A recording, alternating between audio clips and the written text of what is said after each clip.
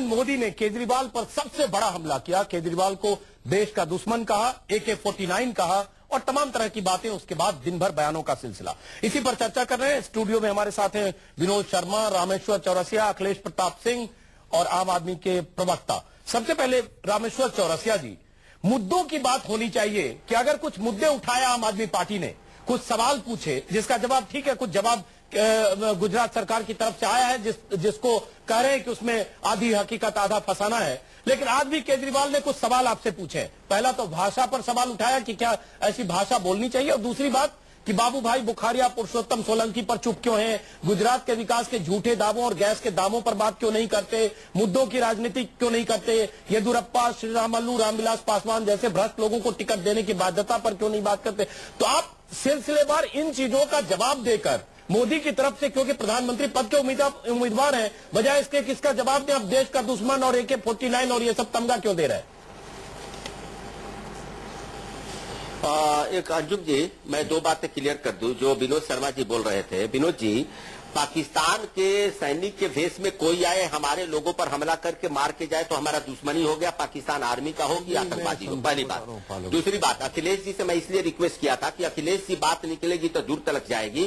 War of prisoners of war for 93,000 सैनिक बंधक बनाए गए थे जो उस में जो बांग्लादेश बॉर्डर पे, उनको छोड़ने के लिए पाकिस्तान हमारी ट्रेन गई थी। अगर इंदिरा गांधी जी चाहती तो हम पाक ऑक्युपाइड कश्मीर अब कहां चले गए, उसके बाद 62, 65 वार पर डिस्कस करने लगेंगे, फिर नेहरू के फेल्योर पर बात करें, उसकी कोई मतलब नहीं है। फिर इंदिरा गांधी को कहा गया कि वाजपेयी ने जगह भी कहा, अब वो डिबेट का इशू नहीं है। अंजुम जी, मैं एक बात कहना चाह रहा था, आपने कितनी बातें कह दी है, आप सुन तो लीजिए आगे जो आप पूछे जी। अंजुम जी, आप किस चीज का जवाब मांगते हैं? मैं जवाब ये मांगता हूं, आपके सामने है, हमने क्या किया सामने है, कोर्ट का वर्डिक्ट सामने है, कौन करप्ट है कोर्ट तय कर रहा है ये सामने है, इनका किस चीज का जवाब दे। अच्छा, मैं चाहता हूँ दिलीप पांडे आप क्या पूछना चाहते हैं? कौन सी भाषा? दिलीप पांडे अगर आप ही पूछिए, किसका जवाब नहीं दे रहे हैं? आज केजरीवाल ने जो ट्वीट किया है, कुछ सवाल पूछे दिलीप पांडे। अच्छी बात नहीं है दिलीप पांडे, बात तो सुन लीजिए जी, आप सुन लीजिए, बोलिए। इन्होंने लोकतंत्र में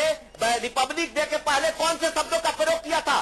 शिंदे कौन होता है? इसलिए दिल्ली के मुख्यमंत्री हमें शिंदे को, फिर आप विषय को भटका रहे हैं, फिर रामेश्वर चौरसिया विषय को भटका रहे हैं। कोई भाषा है? दिलीप पांडे, एक मिनट, रामेश्वर चौरसिया विषय को भटका रहे हैं। भाषा पर चर्चा की ना, इनकी कौन सी भाषा है? हाँ, हमको उससे सहमत हो आपसे? अरविंद केजरीवाल बोलते हैं, उससे सहमत है, ये तो सही है दिलीप पांडे, इससे सहमत हो रामेश्वर चौरसिया से कि अगर आपको तकलीफ हुई कि प्रधानमंत्री पद के उम्मीदवार की क्या भाषा है, मेरे पास ट्वीट है अरविंद केजरीवाल का कि PM पद के दावेदार को इस भाषा का इस्तेमाल करना शोभा देता है। इंग्लिश में उन्होंने क्या, हिंदी में तर्जुमा करके बता रहा हूं। लेकिन केजरीवाल की भी जो भाषा रही है शिंदे को लेकर, तमाम तरह के आरोप और एजेंट बताना और प्रॉपर्टी डीलर बताना, तो आपको हक नहीं है जब आप कुछ भी कहते हैं, बिलो द बेल्ट हिट करते हैं कई बार बिना सबूतों के, तो जब आपको कोई कहता है तो आपको तकलीफ क्यों होती है? कम से कम भाषा का हवाला आप तो नहीं दे सकते दिलीप पांडे?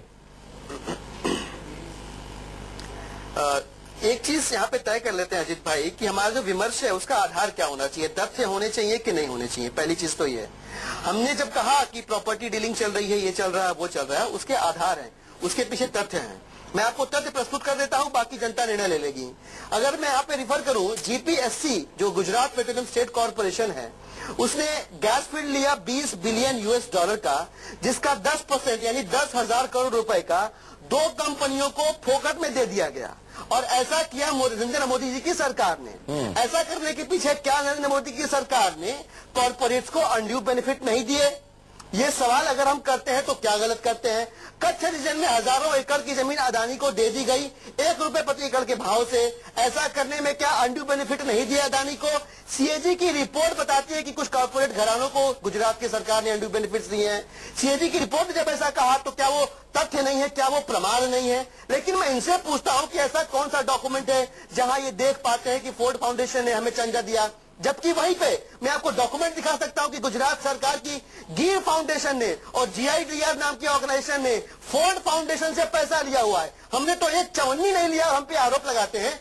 गुजरात की सरकार की गिर फाउंडेशन और GIDR नाम की ऑर्गेनाइजेशन ने फोर्ड फाउंडेशन से पैसा रामेश्वर चौरसिया जवाब दीजिए। क्या ये रामेश्वर चौरसिया जवाब दीजिए। विनोद शर्मा अखिलेश प्रताप सिंह के पास आऊंगा। परवेज मुशर्रफ रामेश्वर चौरसिया जवाब दीजिए। 2000 में परवेज मुशर्रफ से मिलते हैं तो क्या ये पाकिस्तान के एजेंट हो गए? अरे भाई चुप कराओ तो जवाब दूं। वीजा लगवाने के हो गया, जवाब दूं मैं। एजेंट है। चलिए जवाब दीजिए रामेश्वर चौरसिया। आपने बुखारिया इनके मंत्रिमंडल में क्यों है? येदियुरप्पा के साथ क्यों खड़े हैं? आपने जो इनसे सवाल पूछा उसका तो जवाब दिए नहीं। एक मिनट। आपने जो सवाल पूछा उनका जवाब तो दिए नहीं। रोज एक एक मनगढ़ंत चीजें लाते हैं। तो अगर कोई प्रूफ है, एक बात आपको बता रहा हूं, सीएजी की रिपोर्ट पर कोल घोटाले की जांच हो रही है। आपको याद होगा अंजुम जी, सीएजी के रिपोर्ट पर ही लालू यादव जी ने चारा घोटाले का जांच हुआ है। अगर इनके पास सारी चीजें हैं तो ये पीआईएल दाखिल कर दे। सीएजी के रिपोर्ट है, जो भी इनके पास तथ्य है, सुप्रीम कोर्ट देश का कानून फैसला करेगा। ये कोई जज नहीं है ये जाकर के वहां बहस करे। ये झूठ आरोप लगाते हैं, रोज एक नया नया मनगढ़ंत ले आते हैं, कोई प्रमाण नहीं होता है। फोर्ड फाउंडेशन इनके वेबसाइट पर है कि इनके जो परिवर्तन संस्था है, सिसोदिया की कौन संस्था से फोर्ड फाउंडेशन ने पैसे दिए। उतना ही नहीं, रॉकफेलर ब्रदर्स जो इनका नाम रेकमेंड किया था मैग्सेसे अवार्ड का, वो फंडिंग करता है उसे। चलिए हम कहीं और चले गए। विनायक चलिए रोक रहा हूँ, आप दोनों को रोक रहा हूँ। आप दोनों को रोक रहा हूँ, हम कहीं और चले गए। आतंकवादी पकड़ा जाता है तो नहीं बोलते। अब आप दोनों को रोक रहा हूँ, हम कहीं और चले गए। दिलीप पांडे एक मिनट। दिलीप पांडे एक मिनट। मैं विनोद शर्मा के पास आ रहा हूँ, लेकिन दिलीप पांडे एक मिनट। मैं जानता हूँ कि आरोपों का सिलसिला एक दूसरे पर आपको जानकारी हो गई। एक मिनट, एक दूसरे पर बोलेंगे, बात दूर तक जाएगी। लेकिन दिलीप पांडे 40 सेकंड में एक जवाब चाहता हूँ कि भाषा की मर्यादा की बात जब आप करते हैं तो एक मिनट ढकेल रहे हैं। हो गया। और सच्चाई है, आप एनजीओ से बाहर से पैसे लेते हैं, देश को गुमराह करते हैं और आतंकवाद उग्रवाद का समर्थन करते हैं। चलिए हो गया। रामेश्वर चौरसिया एक बार आतंकवादियों के खिलाफ आपने नहीं बोला है। रामेश्वर चौरसिया एक मिनट हो एक गया। बार आतंकवादियों के खिलाफ नहीं बोल रहा है। आतंकवादी भटकल पकड़ा जाता है, आप एक शब्द नहीं बोलते हैं। सच्चाई छुपती थोड़ी ना है। चलिए आतंकवादी भटकल अजीत भाई, एक मिनट रामेश्वर चौरसिया बाकी लोगों को शामिल करते हैं। आतंकवादी अगर इस देश में पकड़ा जाता है, देश का आदमी है, तो वो भी देश का दुश्मन है। अरे चौरसिया जी, वो भी देश का दुश्मन है। आप क्यों उत्तेजित हो उसके रहे खिलाफ ही हैं? बोलना चाहिए। एक मिनट, आप दोनों को रोका। चलिए हमने स्टूडियो लौटते हैं। रामेश्वर चौरसिया एक मिनट। रामेश्वर चौरसिया एक मिनट। आवाज नहीं, मैं 30 सेकंड समय दे रहा हूं। दिलीप पांडे एक मिनट। दिलीप पांडे एक मिनट। हाथ में नहीं आए। एक मिनट, दिलीप पांडे नहीं चलेगा। अरे एक मिनट। रामेश्वर चौरसिया, दिलीप रोज पांडे एक ही बात, रोज एक ही झूठ बोलते रहते हैं। रामेश्वर चौरसिया एक मिनट, शांत हो जाइए, शांत हो जाइए। रामेश्वर चौरसिया, दिलीप पांडे एक सवाल 30 सेकंड में जवाब चाहूंगा, क्योंकि विनोद शर्मा अखिलेश प्रताप सिंह बहुत देर से इंतजार कर रहे हैं कि आप भाषा की मर्यादा आपने 50 बार लांघी है, अलग अलग ढंग से इल्जाम लगाकर। सोमनाथ भारती तो आपके पास एक है ही एग्जाम्पल, केजरीवाल भी शिंदे को लेकर और तमाम बातें। तब जब आपको दुख होता है और जब आप कहते हैं कि प्रधानमंत्री पद के दावेदार को ऐसी भाषा का इस्तेमाल नहीं करना चाहिए, तो आपको भी अपने गिरेबान में झांकना चाहिए, जो आप करते रहे। आप सीधे एक प्रधानमंत्री पद के दावेदार को अंबानी, अडानी, टाटा का प्रॉपर्टी डीलर कहते हैं। तो अपने शब्दों के चयन में आपने कभी कोई कोताही नहीं बरती बिलो द बेल्ट हिट करने में? जी मैं बता देता हूं आपको। जहां तक सोमनाथ भारती की बात है, तो हमने ऑन एयर आप ही के चैनल पे आके उनकी भाषा शैली के लिए माफी मांगी थी। केजरीवाल हमने किसी ने एंडोर्स नहीं किया था। क्या नरेंद्र मोदी की इस भाषा शैली के लिए चौरसिया जी माफी मांगते हैं ऑन एयर देश के सामने कि नरेंद्र मोदी जी को ऐसा नहीं कहना चाहिए था? हमने तो माफी मांग ली थी, वो गलत तरीका था, हम उसको एंडोर्स नहीं करते हैं। पहली चीज, जब हमने कहा प्रॉपर्टी डीलर, तो जो काम वाड्रा कर रहे हैं यहाँ पे हरियाणा के अंदर, वही काम वहां पे दरअसल नरेंद्र मोदी ने किया है। किसानों की जमीन छीन के कॉर्पोरेट को देना, ये कहाँ तक न्याय संगत है?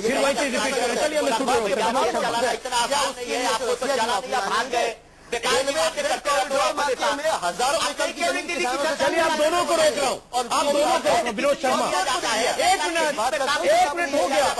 एक मिनट, दोनों को रोको, बाद में सिर्फ सवाल खड़े कर सकते हैं। चलिए हो गया। एक मिनट, शांति की बातें बोलते रहते हैं। शांति। चौरसिया जी शांति। आप लोगों को मिल जाता है। चौरसिया जी शांत हो जाइए, शांत हो जाइए। ब्लड प्रेशर हाई मत आप जांच करा लो ना सुप्रीम कोर्ट से इसकी। अरे शांत हो जाइए चौरसिया जी, बीपी हाई मत करिए। अखिलेश प्रताप, आप कुछ बोलना चाह रहे बीच में, बोलिए। विनोद शर्मा के पास आऊंगे। अखिलेश प्रताप सिंह, इस बीच राहुल गांधी ने भी कहा कि मोदी का गुब्बारा फूट जाएगा। अखिलेश प्रताप सिंह इसी बीच ये विश्वास मोदी जी को है, ये आभास भी है, तभी वो आपा खो रहे हैं। अंजुम जी, जैसे जैसे दिन बीतेगा, मैंने आपसे पहले भी अनुरोध किया कि ये लोग आपा खोएंगे और अपना भाषा भी नीचे जाते जाएंगे। ये दोनों दल और इनके समर्थक, ये जो भाषा बोली जा रही है एक दूसरे पे, किसी ने भी इससे बचाया नहीं जा सकता है। केजरीवाल जी तो पूरे देश के आवाम को बोलते थे कि ये दारू और पैसे पे लेके वोट देती है, पार्लियामेंट में गुंडे, अपराधी, चोर, पता नहीं क्या क्या बैठे हैं। पूरी पार्लियामेंट को भी एक बार इन्होंने डीलर बता दिया था कि ये सब दलाल हैं, जितने पार्लियामेंटेरियन बैठे हैं। खैर, उस पर हम जाना नहीं चाहते हैं। ये जो बहस चल रही है उसका मूल कारण ये है कि जो उम्मीदें इन लोगों को थी इस देश की जनता से, जो एक मार्केटिंग की थी, उस मार्केटिंग की हवा निकल रही है। जो हवा उस मार्केटिंग की निकल गई। को भी है, ऐसा नहीं है ये लोग भी पॉलिटिक्स कर रहे हैं, जमीन पे दिखता है। आज हमारे पास अखिलेश प्रताप सिंह मैनिफेस्टो है आपकी पार्टी का, आपको छोड़ के भाग रहे हैं। आपकी पार्टी का मैनिफेस्टो है। ये भी एक तरह से मुंगेरी लाल के हसीन सपने से भी ज्यादा सपनीला ये मैनिफेस्टो है। और इस मैनिफेस्टो को रिलीज करते समय जब आप कहते हैं तो जनता आपकी बात पर भी यकीन नहीं करती है कि 10 साल के गवर्नेंस के बाद आगे 5 साल आप बहुत बड़े सपने दिखा के कहते हैं कि किसी का गुब्बारा फूट जाएगा। जनता आप पर भी यकीन नहीं करती है कि 5 साल पीछे क्या किया। लेकिन चलिए विनोद शर्मा, हम थोड़ा विषय को बदलते हैं क्योंकि उसमें रिपीट हो रही है। एक मिनट, तो क्या आप पे यकीन कर ले? नहीं, वो जनता क्या आप पे यकीन कर ले? जो 2004 में आप जो बोल रहे थे, जो 2009 में आप यही बोल रहे थे, तो क्या जनता आप पे यकीन कर ले? चलिए एक मिनट, बताएं। अरे एक मिनट प्लीज शांत हो जाए। ठीक है, कौन सी चीज का पूरा नहीं किया गया है? चलिए ठीक है विनोद शर्मा, हम आप को बदलते हैं। एक पॉइंट कि राहुल गांधी ने जिस ढंग से कहा कि मोदी का गुब्बारा फूट जाएगा, इंडिया शाइनिंग जिस तरह से 2004 में था वो हमने देखा गुब्बारा फूट जाएगा, और ये नहीं किया है। आपने अगर उसका कुछ पार्ट पढ़ा होगा तो सवाल उठता है कि जब ये मैनिफेस्टो रिलीज करते वक्त कहते हैं मोदी का गुब्बारा फूट जाएगा, ये अब आप दोनों नेता को देख रहे हैं, वो उसको उसकी बी टीम बताते हैं, वो उसकी बी टीम कहते हैं। इस बीच मोदी केजरीवाल के बीच राहुल का ये कहना, इसको आप किस तरह से देखते हैं? देखिए, ये बयान तो कोई ऐसा बयान नहीं जो पार्लियामेंट्री लैंग्वेज में नहीं बोला गया है, और किसी भी नेता का ये कर्तव्य बनता है कि भले ही उसकी पार्टी के प्रोस्पेक्ट्स बहुत अच्छे नजर न आ रहे हो, लेकिन नेता थोड़ी हार मान के बैठ सकता है। और ये तो मैं समझता हूँ कि परमिसिबल लिमिट्स में है, लेकिन मैं उसके लिमिट क्रॉस करने की बात नहीं कर रहा। ये बात सच है कि क्रेडिबिलिटी क्राइसिस आज के दिन कांग्रेस का है, लेकिन जिस तरह की भाषा आम आदमी पार्टी इस्तेमाल कर रही है, मैं समझता हूँ दिलीप पांडे की तरह अगर अरविंद केजरीवाल बोलते तो ज्यादा इफेक्टिव होते। मैंने एक बार योगेंद्र यादव को भी यही कहा था, दिलीप, कि अरविंद को कहो कि आपकी भाषा में बोले जो भी उसको बोलना है। और उसी तरह से चौरसिया जी को निवेदन ही होगा कि नरेंद्र भाई जो है वो अरुण जेटली की भाषा में बोले। अभी अरुण जेटली ने अमृतसर में क्या बोला अमरिंदर सिंह के किसी कथन के जवाब में कि भाई मैं शालीनता के लेवल से नीचे नहीं जाना चाहता। और मैं समझता हूं कि जहां तक वार्तालाप, जहां तक बहस शालीन रहेगी, उसी में गरिमा है हर पॉलिटिकल पार्टी की, और उसी में गरिमा होगी नई पार्लियामेंट की। अगर इस तरह से गाली गलौज होगा, आरोप प्रत्यारोप होंगे और एक दूसरे के राष्ट्रवाद पे, राजधर्म पे ऐसे सवाल उठाए जाएंगे, या किसी की ईमानदारी पे ऐसे सवाल उठाए जाएंगे, उठाने का एक तरीका होता है। मैं आपको एक कहानी सुना दूं कि वो क्या कहते हैं, फिरोज गांधी ने डिबेट शुरू की थी मुंद्रा स्कैम पे, और टीटी कृष्णमाचारी के बारे में बोला था कि इस टीटी कृष्णमाचारी ने मुझे एक दिन प्राइम मिनिस्टर का लैपडॉग बोला था, और ये समझते थे कि खुद कांग्रेस पार्टी के खंबे हैं। तो mister speaker, I shall do to him what a dog does to a pillar. आप समझे कि नहीं? ये ह्यूमर अगर हमारे राजनीतिक जीवन में आ जाएगा तो गाली देने की जरूरत नहीं है, बिना गाली दिए ही बात कह दी जाएगी। लेकिन लगता नहीं है कि चूंकि यहाँ एक दूसरे पर इस तरह से तीखे हमले से इनको वोट पोलराइजेशन नहीं, देखिए इससे चौरसिया जी आपके कैंडिडेट को ज्यादा नुकसान हुआ है। इस बहस में नरेंद्र मोदी को ज्यादा नुकसान हुआ है अरविंद केजरीवाल की राष्ट्रीयता पर सवाल उठा के, क्योंकि लोग जो अरविंद केजरीवाल को पसंद नहीं भी करते हैं उसको राष्ट्रद्रोही नहीं बोलेंगे, पाकिस्तान का एजेंट राष्ट्रद्रोही नहीं बोलेंगे, पाकिस्तान का एजेंट नहीं बोलेंगे। रामेश्वर चौरसिया, देखिए आपकी बात से विनोद जी मैं सहमत भी हूँ। एक बात बताइए, ये बात उन्होंने किस संदर्भ में बोली? ये बात उन्होंने संदर्भ दे करके बोला। और एक बात आप भी समझिए विनोद जी, जिस प्रधानमंत्री का कैंडिडेट इस देश में एक ही डिक्लेयर्ड है, कांग्रेस चाहे लाश छटपटा ले, हमारे गुब्बारे की बात कर ले, कांग्रेस का गुब्बारा तो पहले ही फट चुका है कि कोई चुनाव लड़ने तैयार नहीं, इनके लोग हमारे पास है, वो अलग मुद्दा है। लेकिन आप बताइए, जिस व्यक्ति पर इतने सालों से हमला हो रहा है, एक नई पार्टी जिसको चलाने का तजुर्बा नहीं है, जो कुछ नहीं कर सकती, रोज उसको एजेंट बोले, प्रॉपर्टी डीलर बोले, हर चीज की एक सीमा होती है। तो उस सीमा में तो इसका मतलब ये हो गया कि रिएक्शन में चूंकि प्रॉपर्टी डीलर एजेंट बोला, इसलिए आपने उसको पाकिस्तान का एजेंट बोल दिया। इसका मतलब ये हुआ। नहीं देखो, चौरसिया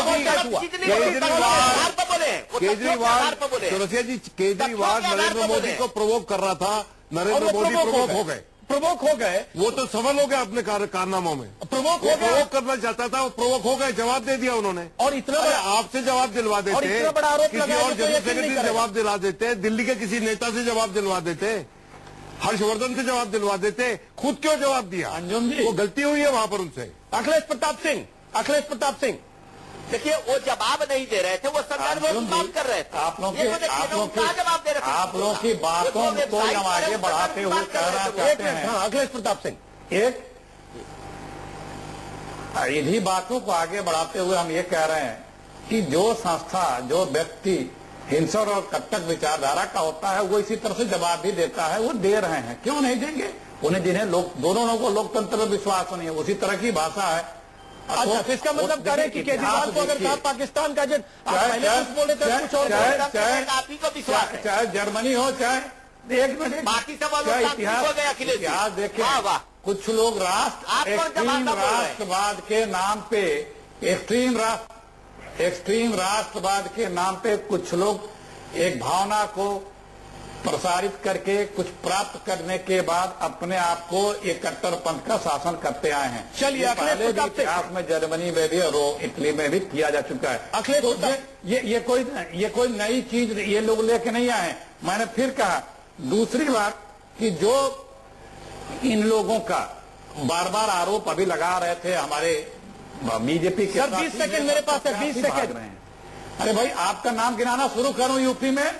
यूपी में 40 लोगों का नाम गिनाऊंगा। मिर्जापुर से शुरू करो, प्रकाश जी का, देवरिया से शाही जी, मणि जी। चलिए, वो विषय हमारा नहीं, 20 सेकंड हमारे पास है जी, मोती सिंह जी, त्रिपाठी जी, गिनाओ हर लोग को। क्लोजिंग रिमार्क, क्लोजिंग मैनिफेस्टो पर क्योंकि आज मैनिफेस्टो रिलीज हुआ है, कांग्रेस का गवर्नेंस है। 20 सेकंड मेरे पास चाहिए। अब क्या जनता इस मैनिफेस्टो को यकीन करेगी, फेस वैल्यू पर लेगी? और ये कहते हुए आप सिर्फ कह दें कि मोदी का गुब्बारा फूट जाएगा तो नहीं, इस पे ये इस मैसेज को अपने कार्यकर्ता के जरिए जनता तक पहुंचाना होगा, और उसके साथ साथ जो जब सवाल उठाएगी उसका जवाब भी पुख्ता देना पड़ेगा। देखिए, किसी की कागज के पुलिंदे के दम पर इलेक्शन नहीं जीता जाता है, और वो भी इलेक्शन जीता जाता है रसूख से, इलेक्शन जीता जाता है मेहनत से, जनता तक पहुंच के।